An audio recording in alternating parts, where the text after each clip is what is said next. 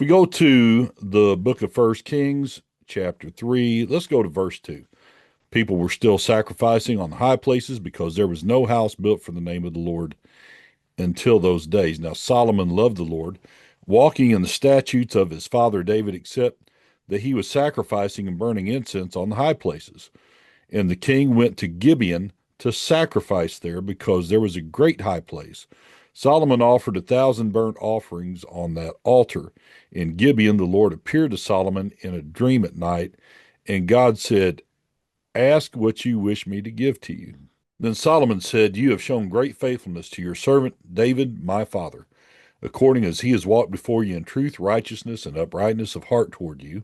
And you have reserved for him this great faithfulness, that you have given him a son to sit on his throne as it is this day. And now, Lord my God, you have made your servant king in place of my father David. Yet I am like a little boy. I do not know how to go out or come in. And your servant is in the midst of your people whom you have chosen, a great people who are too many to be numbered or counted. So give your servant an understanding heart to judge your people.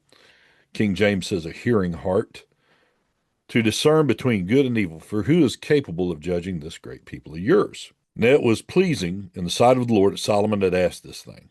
And God said to him, because you have asked this thing and have not asked for yourself a long life, nor have asked riches for yourself, nor have asked for the lives of your enemies, but have asked for yourself discernment to understand justice, behold, I have done according to your words. Behold, I have given you a wise and discerning heart, so that there has been no one like you before you, nor shall one like you arise after you.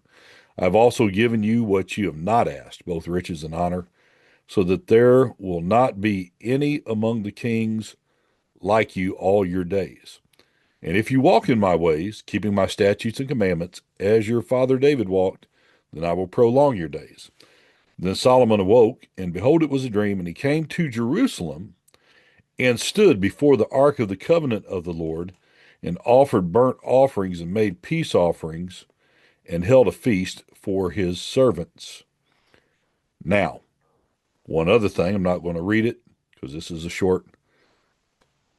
Right after here, you have the incident of the two prostitutes and Solomon executing judgment about one's claiming that the baby is theirs, the other one is claiming that it's theirs. And Solomon famously says, divide the baby in half. He grabs a sword. He figures out that the prostitute that wants the baby alive and is willing to give it up to the other lady is the real mother. And so this spreads his fame far and wide. Notice the little pattern here. And I've seen this happen a lot. When it says that there were high places, that he goes to worship at the high place in Gibeon, what is at the high place in Gibeon? Do a little research. You're going to find out that the tabernacle was there because Nob, the city of priests, was destroyed. So the tabernacle moves to Gibeon, which is territory in Benjamin. There was Gibeah of Saul, was one of the names given. So he goes to the high place. But it's interesting that you have the tabernacle, which would have been the church of that day until the temple is built. You have the tabernacle without the ark. Even though that's the case, Solomon is offering sacrifices, and the Lord appears to him in a dream. So you might wonder, what are you getting at? Well, I think it's interesting that we have a tabernacle without an ark, and yet there's still a measure of glory that God's hearing from that. But we know that the glory of God that's resting on the ark is someplace different.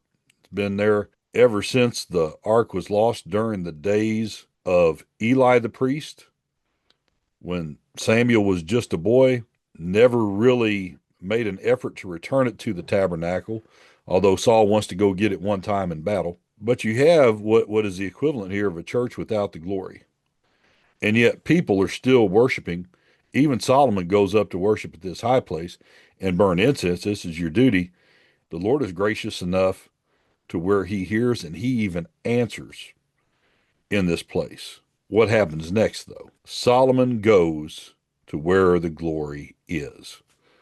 He said, if I just did this at a tabernacle where the ark isn't, he goes back to Jerusalem and then offers even more offerings in front of the Ark of the Covenant, which would have been at the tabernacle of David, his father. And then right after that, this wisdom that he prayed for, this understanding heart that he prays for, is put to the test.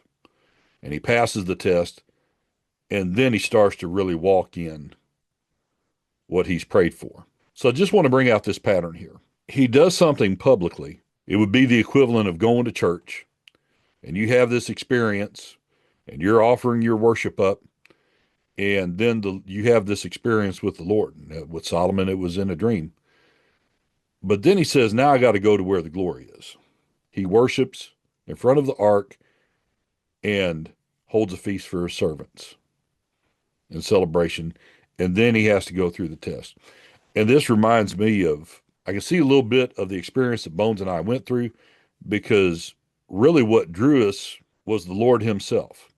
And then we went and did a reasonable amount of service in our local congregations, only to realize that after we had this encounter, it wasn't because of what we were doing in the institutional church.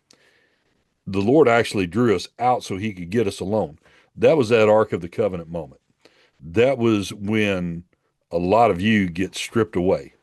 That's where you find out that everything that you thought you were bringing in that church environment, the Lord really doesn't have that much use for it. He's got something different in mind. He's got something more streamlined, something more effective. And you just see that Solomon is wise enough in his wisdom that the Lord grants after he received this word, even in church, even at the tabernacle, even at the high place. I have to get where the glory is. So he goes back to the ark. And we've mentioned this before. David had the idea that this might not be the right way to do it, but if it kills me, it kills me. But I'm going to get close to God. I would just like to encourage you in the foreword to the book that we wrote about 5 years ago, 6 years ago now, the Christian Self-Defense Manual. One of the things I've just relayed, when I got born again, although I was raised in the Catholic Church, even though I loved the Lord, when I had that salvation experience, it was in my bedroom, 16 years old. Got baptized, did do that in the church, 16 years old. Fast forward, when I got baptized in the Holy Spirit, that was 6 years after that. I was 22 years old. The Bible came alive for me. Same thing. First time I ever prayed that, Lord, if this tongue thing is real and it's of you, I want it. That happened out in the desert during something called Operation Bright Star. It's just me out in the desert of Egypt alone.